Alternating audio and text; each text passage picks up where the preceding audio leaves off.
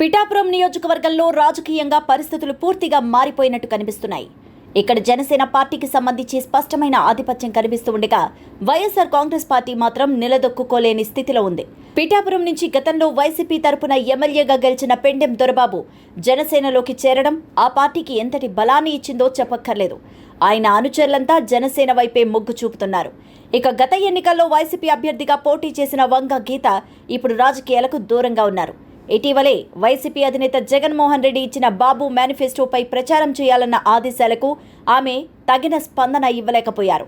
మొదట్లో 2 రోజులు కొంత ప్రయత్నించినప్పటికీ ఆమె నిర్వహించిన సమావేశానికి ఎవరూ పెద్దగా హాజరు కాకపోవడం, 100 మందికి లోపే రావడం వంటివి ఆమె చుట్టూ ఉన్న పరిస్థితిని బహిర్గతం చేశాయి. దీంతో ఆమెకు ప్రజల్లో పెద్దగా మద్దతు లేదు అన్న విషయం స్పష్టమవుతోంది. ఇక గీత స్పందించాల్సిన కొన్ని ముఖ్యమైన సంఘటనలపై కూడా నిశ్శబ్దంగా ఉండడం పార్టీ వర్గాల్లో అసహనాన్ని పెంచుతోంది. ఈ స్థితి వెనుక ఆమెకు నెక్స్ట్ ఎలక్షన్స్కు టికెట్ రాదన్న భయం కూడా ఉండొచ్చని విశ్లేషకులు భావిస్తున్నారు.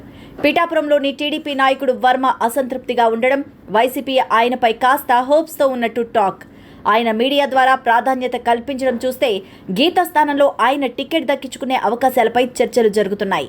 ఇలాంటి పరిస్థితుల్లో వంగ గీత తిరిగి ప్రజల మధ్యకు వచ్చి జనసేనపై విమర్శలు చేయడం ద్వారా రాజకీయంగా ఉపయోగం ఏమీ ఉండదని భావిస్తున్నట్టు సమాచారం. ఈ నేపథ్యంలో చూస్తే వచ్చే ఎన్నికలకు పవన్ క్రేజ్ను ఎదుర్కోవడానికి వైసీపీ కొత్త వ్యూహం తయారు చేస్తోంది అంటూ అర్థమవుతోంది. అయితే ఇది ఎంతవరకు ఫలిస్తుంది అన్న విషయం మాత్రం వేచి చూడాలి.